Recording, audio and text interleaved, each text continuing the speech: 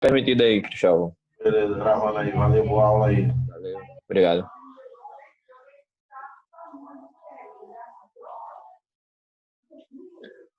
Bom dia, Maiara, Suzana, bom dia. Bom dia. Bom dia, Ana Luísa, Rayane, João Vitor. Bom dia, lindo. Bom dia, professor. Oh, esse lindo acabou de deixar meu dia mais ensolarado. Apesar de estar chovendo aqui, parece que o céu vai desabar. É porque sua beleza é deslumbrante. Olha, a minha imagem está travada para vocês, né? Tá. Porque eu estou na sala de aguardo aqui, os que estão aguardando para entrar. Mas olha a minha beleza. Olha, cabelo liso. Olha a lisura desse cabelo. Menino, não é todo mundo que tem um desse, não. Deixa eu ver se tem mais alguém para entrar. Quantos tinham na aula anterior? 20, acho que era 20. Porque agora só tem 11. Faltam 9. E aí, William? Bom dia, bem-vindo. Jonathan, bom dia.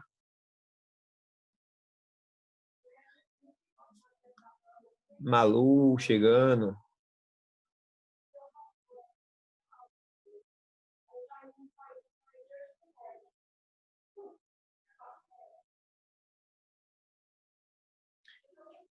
Clara, chegando também.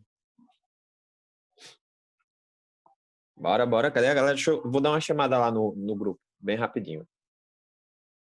Giovana, chegando.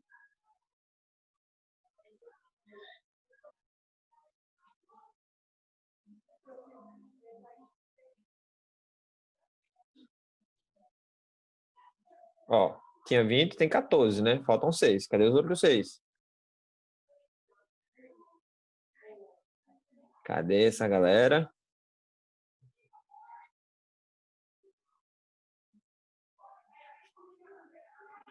Bom, eu vou iniciar porque se a gente for aguardar todo mundo entrar, vai perder um bom tempo aqui, certo?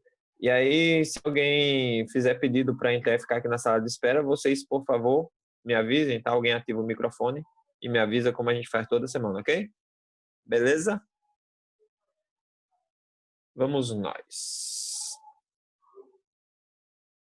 Sim, nas aulas anteriores, nas aulas passadas, a gente começou a trabalhar a parte de fisiologia celular, funcionamento da célula, tá? E aí a gente falou sobre os processos bioenergéticos, a parte bioquímica propriamente dita, a parte de fisiologia e funcionamento das células, tá? Então, a parte bioquímica, e dentro do contexto bioquímica, nós vimos a respiração celular, que foi a última aula que a gente viu, respiração e fermentação, e na aula anterior nós havíamos trabalhado a parte de fotossíntese e quimiossíntese, tá? Então, são os processos bioquímicos que atuam no metabolismo do organismo, esse metabolismo é chamado de metabolismo energético, tanto que a gente chama de bioenergética, tá?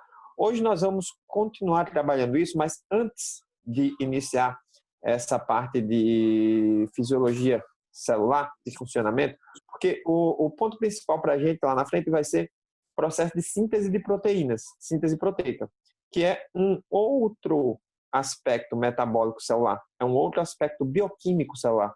Sendo que a síntese proteica envolve muitos elementos nucleares.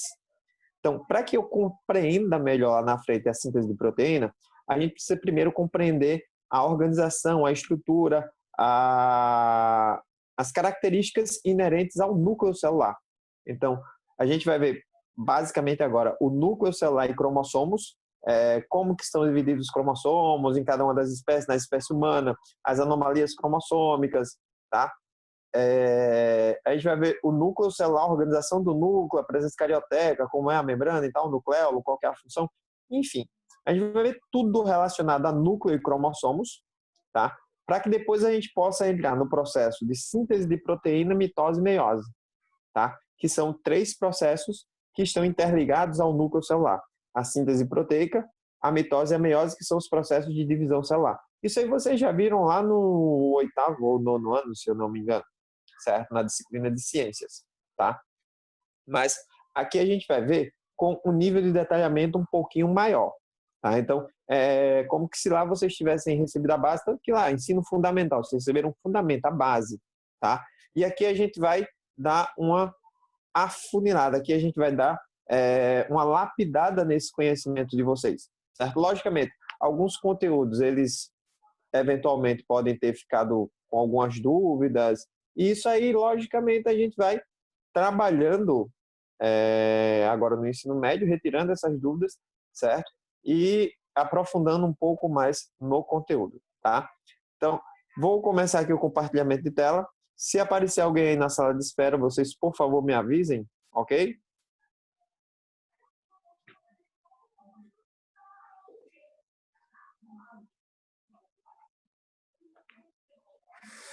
A tela está compartilhada. Todo mundo está vendo aí a tela, ok?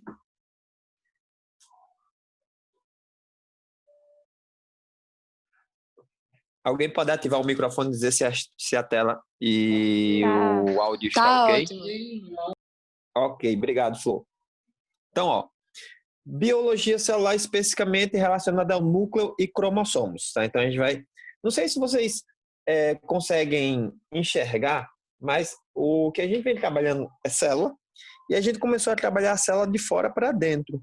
A gente trabalhou a parte de membrana, aí vimos a membrana, a estrutura da membrana, os transportes através da membrana, os processos de transporte passivo, ativo. Aí depois a gente passou para o citoplasma. Olha só, a gente começou na membrana, que é a parte mais externa. Depois veio para o citoplasma. Falamos de todas as organelas citoplasmáticas, quais são e quais suas respectivas funções. Tá? Daí, nós frisamos especificamente duas organelas em específico, que são as mitocôndrias e os cloroplastos. Daí vimos as mitocôndrias no processo de respiração celular e os cloroplastos no processo fotossintético. E aí agora a gente vai adentrar um pouco mais a célula, tá? A gente vai para a região do núcleo. Então a gente já viu membrana, a gente já viu citoplasma e organelas citoplasmáticas, e agora a gente vai começar a trabalhar a parte de núcleo celular, tá? Então, o núcleo núcleo e cromossomos. E eu acho que vai estar esse mesmo nomezinho aí no módulo de vocês. Núcleo, celular e cromossomos. Núcleo e cromossomos, um negócio assim. Tá? Então, o que é que a gente vai ver basicamente? A organização do núcleo, tá? As fases do núcleo celular, tá? O núcleo interfásico, o núcleo não interfásico, tá? Os componentes do núcleo celular, então as subdivisões, as partes que compõem o núcleo, tá? Em relação aos cromossomos, a estrutura, os tipos de cromossomos, tá? Em relação aos cromossomos ainda, as síndromes genéticas que acarretam em números maiores ou menores do que o esperado para a espécie, tá? E a parte de divisão celular, mitose, meiose, bem como síntese proteica, que vai ser um pouco mais adiante, tá? Então, o núcleo é o centro de coordenação das atividades da célula. Então, toda a informação dos indivíduos vai estar no núcleo. Posso ter células com um único núcleo, posso ter células com mais de um núcleo e posso ter células sem núcleo, tá? Aí onde tá? Os núcleos das células podem ter tamanhos diferentes. Aceita, Laura. Tá, vamos agora. Tem Ítalo e Laura. Ítalo e Laura entrando.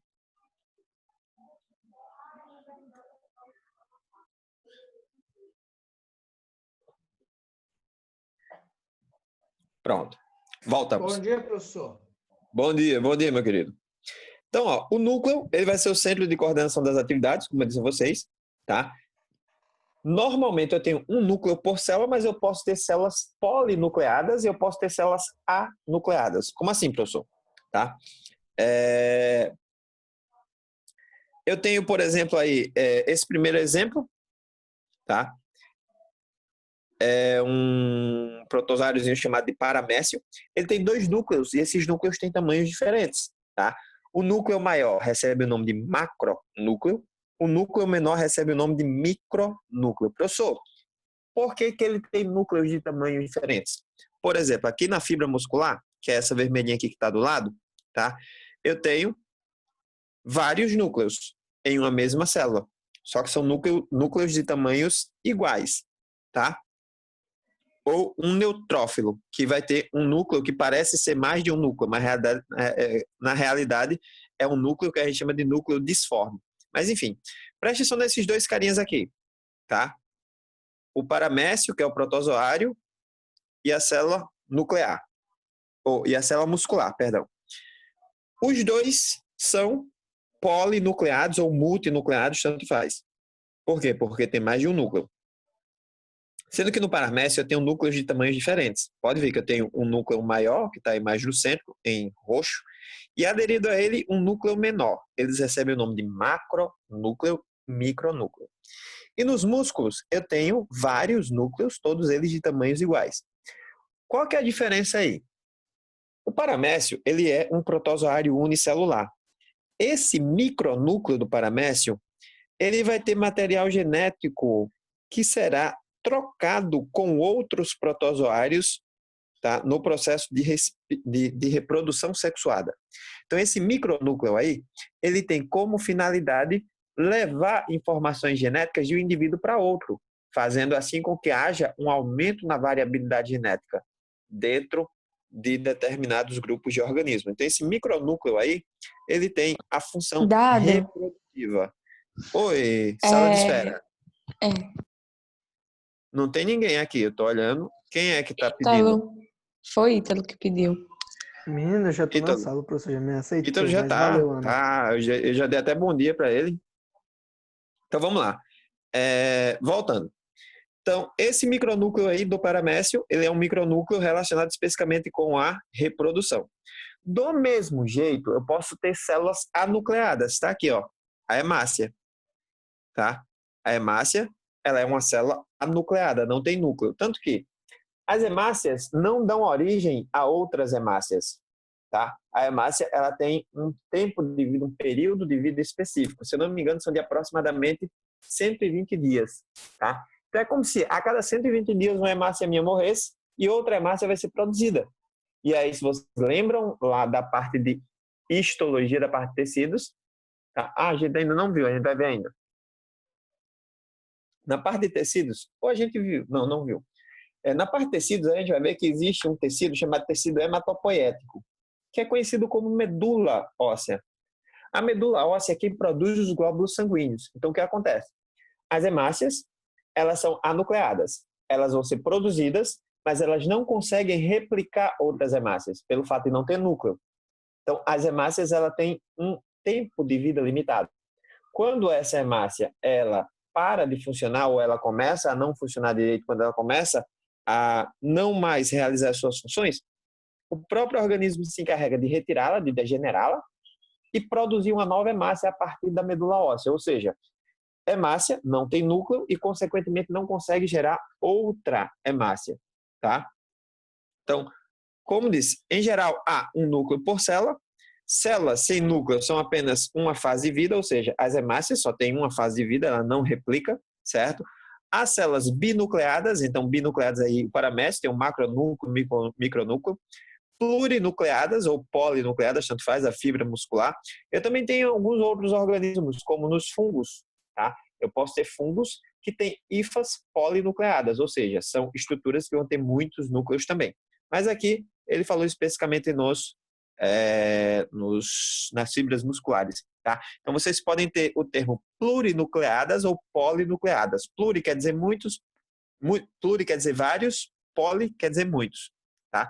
Então tanto faz, um ou outro termo que vai dar no mesmo, tá? Então aí está a estrutura do núcleo.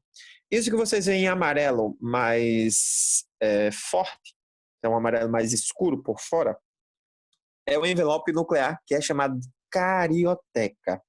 Então guardem bem esse nome aí, carioteca. Por quê? Até a definição dos organismos em relação à organização do material genético é relacionado à presença ou não de carioteca. Tanto que eu posso ter organismos procariontes e organismos eucariontes, tá? O que são organismos procariontes? Que não têm carioteca. O que são eucariontes? Os que têm carioteca, ou seja, que tem núcleo e que não tem núcleo, tá? Se a gente pegar na biologia, isso eu já disse a vocês, e eu sempre repito e fico martelando na mesma tecla. Na biologia, a gente tem muitas definições cujas palavras elas são derivadas do latim, ou são latinizadas. E aí, geralmente, pegam-se 2 ou 3 palavras, juntam e formam uma palavra que vai ter um significado. Se você pegar o prefixo eu no latim, significa portador. Tá? Eucarionte ou eucarioto, tanto faz, portador de carioteca. Então, é um cara que vai ter núcleo. Tá? Se você pegar o prefixo pró, significa quase. Tá? Procarioto, quase carioteca. Não tem carioteca. O material genético ele vai estar junto, vai estar condensado, mas não vai estar delimitado por essa membrana. Tá? Então, o envelope nuclear é uma bicamada. Tá? Ela tem a membrana externa, tem a membrana interna, certo? E esse envelope nuclear recebe o nome de carioteca, preste atenção. Dentro do núcleo, eu vou ter o nucleolo, tá? Que é uma área onde a gente vai ver que é uma área onde tem uma intensa síntese de RNA ribossômico e ribossomos também, tá? Eu tenho a cromatina, que é o material genético propriamente dito, aí eu posso ter a heterocromatina e a eucromatina, aí vai depender do nível de condensação ou de espiralização do material genético, tá? Aderidos à membrana externa da carioteca, eu tenho vários ribossomos e eu ainda tenho pequenas aberturas, que são chamados de poros nucleares. Esses poros nucleares, eles atuam facilitando o trânsito de substâncias entre o núcleo e o citoplasma. Além do que, internamente eu tenho o nucleoplasma. O nucleoplasma vai ser um gel de preenchimento do núcleo. Lembra que a gente falou quando estava falando do citoplasma? Que o citoplasma ele tem o citossol, também chamado de matriz citoplasmática. A matriz citoplasmática é um gel de preenchimento do citoplasma. É composto por água, proteínas, sais minerais e por tudo que você imaginar de substâncias químicas, orgânicas e inorgânicas. Então, forma-se esse gel, tá, de preenchimento. No núcleo também eu vou ter esse gel de preenchimento. Só que ele recebe o nome de nucleoplasma, tá? Então, vai ser o gel, a substância de preenchimento interno no núcleo, tá? O núcleo interfásico. O que é isso, professor? Preste atenção. Núcleo interfásico é o núcleo da célula que não está em processo de divisão celular. A divisão é mitose e meiose. Tá? Então, esse núcleo ele vai estar completamente ativo. As informações estão sendo transmitidas, o núcleo ele está ativo dentro da célula, ele vai organizar, vai coordenar, vai mandar as informações para todas as atividades metabólicas que a célula precisa realizar, certo? Diferente do núcleo mitótico, tá? Que é o núcleo formado durante a divisão celular, seja por mitose, seja por meiose, tá? E aí o núcleo interfásico ele vai ter o envoltório nuclear, que é a carioteca, cromatina, que é o material genético, nucleolo, que é a região do núcleo, tá? Onde vai estar associado a essa síntese do RNA ribossômico e de ribossomos, tá? E a cariolinfa, olha só, professor, o que é cariolinfa? A mesma coisa que nucleoplasma, tá? A cariolinfa é outro nome que eu posso utilizar para esse gel de preenchimento interno do núcleo, tá? Por isso que às vezes na biologia as coisas meio que se tornam um pouquinho difíceis. Por quê? Porque eu posso ter uma mesma estrutura com vários nomes diferentes, tá? Se liguem nisso aí. Se liguem que eu posso falar. A cariolinfa é uma estrutura presente no interior do núcleo. Aí o cara, eita. Se eu disser, o nucleoplasma é uma substância presente no interior do núcleo. Aí o cara, eita. Sendo que cariolinfa ou nucleoplasma é a mesma coisa, certo? Então, se a gente ficar só nisso aqui e vocês depois não pegarem o material, não der uma lida para poder aprofundar um pouquinho mais, talvez você, quem nunca, né? Uma situação que já aconteceu com todo mundo. Você se depara com um termo, sei lá, numa prova, numa avaliação qualquer, tem lá. A cariolinfa presente no núcleo é constituída assim. Aí o cara diz, eita, já escutei essa palavra, cariolinfa. Aí diz assim, o que é? Aí o cara diz, sei não, mas eu já escutei. Já aconteceu com você, já aconteceu comigo, já aconteceu com muita gente. O que acontece? Vocês tiveram contato com essa nova palavra agora. Se você depois não der uma lida para aprofundar e para poder, de alguma forma, fixar o conhecimento, tá? Um dia você pode se deparar com essa palavrinha, cariolinfa, nucleoplasma, sei lá, e dizer assim, já ouvi, mas não me lembro o que é. Tá? Então, para que isso não aconteça, o que é que você precisa? Nos deparamos com essa nova palavrinha agora, beleza. Depois você vai lá, dá uma lidazinha no material e dá uma aprofundada, dá uma fixada melhor, certo? Nesse novo conteúdo. Que aí, quando você se deparar com a palavrinha, você vai lembrar da palavrinha e vai lembrar do significado. Tá? Então isso aí fica a parte de vocês. Né? Então, vocês que têm que fazer isso. Tá? Então, vamos nós. Em relação ao núcleo interfásico, está aí, certo? A numeração do lado dos números 1 ao 8, tá? Número 1, carioteca, que no caso seria a membrana nuclear. 2, os ribossomos aderidos à parte externa da carioteca. Número 3, aponta esses pequenos buraquinhos, que são os poros, tá? Número 4, essa parte mais escura no meio é o nucleolo, que está associado à síntese de RNA ribossômico e ribossomos, tá? Número 6, a cromatina, que é o material genético propriamente dito. Número 5, cromatina, que é o material genético propriamente dito. Número 6, o nucleolo, tá? Número 6, Sim, número 6, ele está mostrando a estrutura como um todo, que é o núcleo, tá? O núcleo completo.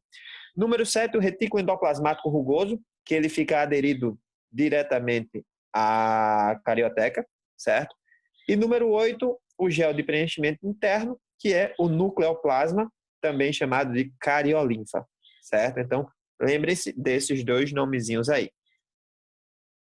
Aí a mesma coisa que o esquema anterior, só que é uma fotomicrografia, tá? Mostrando aí a membrana nuclear, a membrana celular, mais externamente, né?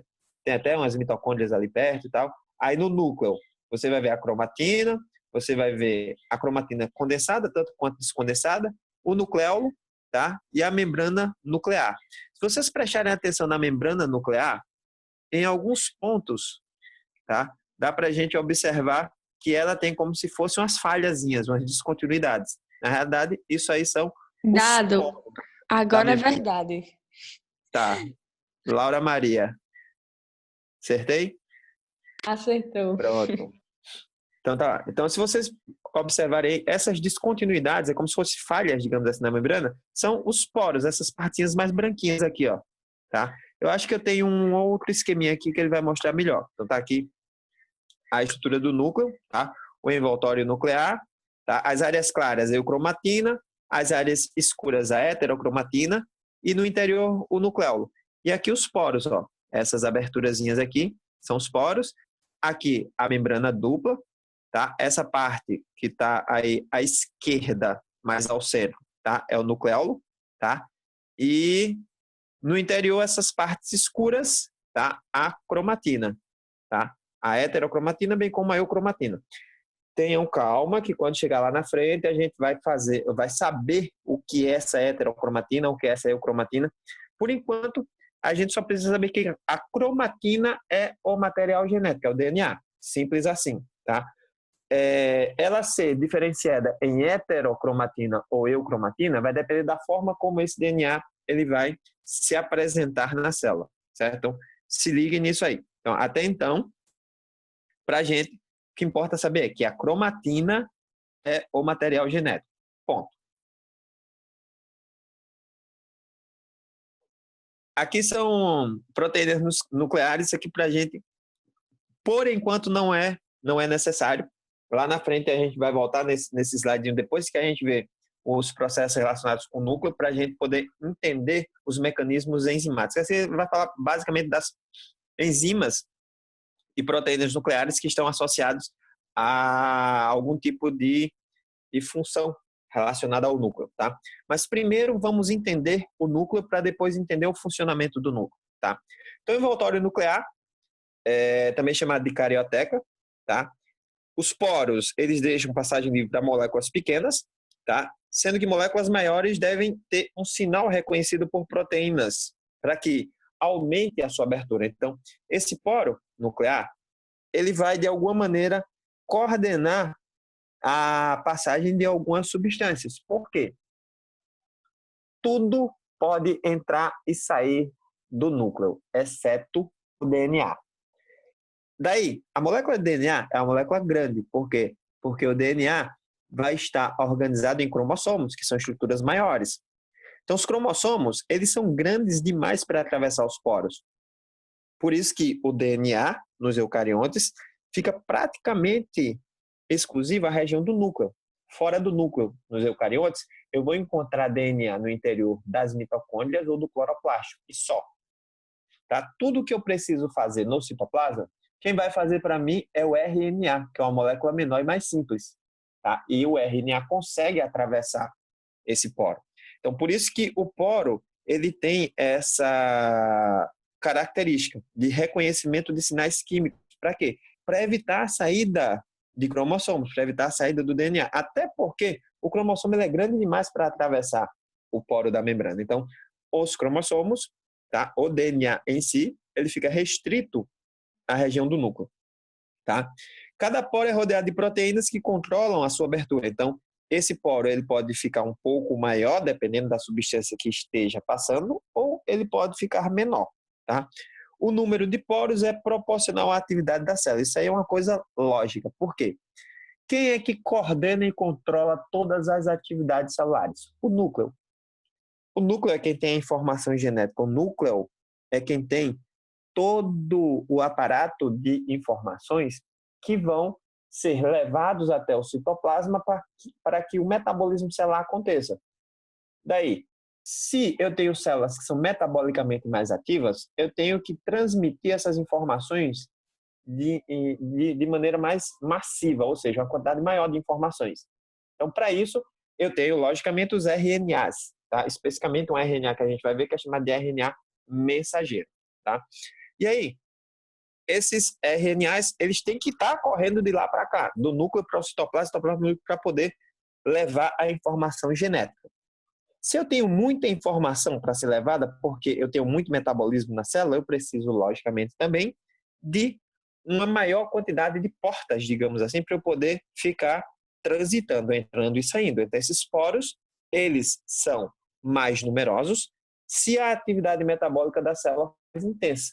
Esses poros são menos numerosos se a atividade celular for menos intensa. Tá? Então, existe uma proporcionalidade direta aí. Quanto mais a atividade celular, mais poros. Quanto menos atividade celular, menos poros. Tá?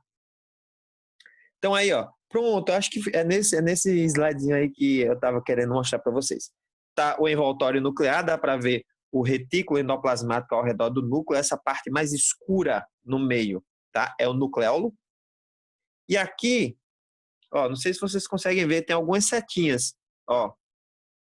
Aqui embaixo também, ó, dá para ver na lateral esquerda aqui embaixo, ó, algumas setinhas, tá vendo? Essas setinhas aí indicam descontinuidades da membrana nuclear, descontinuidades da carioteca. O que é isso, professor? Os poros, simples. E aí as substâncias transitam do citoplasma para o núcleo através desses poros, tá? Tá aí, ó, uma fotomicrografia mais detalhada de um poro em específico, tá? E aí mostrando os mecanismos que estão diretamente ligados à abertura ou fechamento desses poros ou o aumento do seu tamanho, tá? Para poder as substâncias transitarem entre o meio intranuclear e o citoplasma, tá? Então, essa parte que vocês estão vendo escura é a cromatina. A cromatina é o material genético, tá? Então, para nós, até então, cromatina é material genético, ponto. Daqui a pouco, não sei se hoje não vai dar tempo a gente entrar nesses detalhes, mas a gente vai ver o que é uma eucromatina, o que é uma heterocromatina, tá? Mas relaxem que a gente vai chegar ali. Cariolinfa, também chamado nucleoplasma. Como eu disse a vocês, é um material com aspecto gelatinoso que preenche o núcleo. Então, preenchimento do núcleo, cariolinfa ou nucleoplasma. Aí contém proteínas, tem DNA polimerase, RNA polimerase, nucleotídeos, RNA transportador, mensageiro, ribossômico, certo? vai ter água, vai ter sais minerais, ela vai ser semelhante ao hialoplasma. Hialoplasma, quem não lembra, é o gel de preenchimento do citoplasma, tá? E é na cariolífera que ocorrem as reações químicas nucleares, ou seja, dentro do núcleo, tá? A cariolífera ela vai facilitar esses processos de reações químicas, ok? Cromatina, acabamos de falar dela agora há pouco, certo? E aí vamos começar a detalhar um pouquinho em relação a ela, tá? O bichinho aqui já apitou, dizendo que a gente tem alguns poucos minutos, mas dá tempo para a gente falar da cromatina. Cromatina é um material genético, propriamente dito, tá? Ele é constituído de DNA e estonas. O que são estonas? Proteínas, tá? São proteínas que vão manter a forma tridimensional do DNA. Então, não sei se vocês lembram que o DNA ele tem uma forma em dupla hélice, tá? Então, essa dupla hélice ela vai ser mantida na sua forma estrutural de dupla hélice, essa forma tridimensional, devido às estonas. As estonas vão formar como se fosse, entre aspas, um esqueleto proteico ou uma estrutura de sustentação proteica para o DNA, certo? Durante a mitose, a cromatina começa a condensar e ela fica mais visualizável ao microscópio, tá? E basicamente a cromatina é onde eu tenho toda a informação genética dos indivíduos, tá?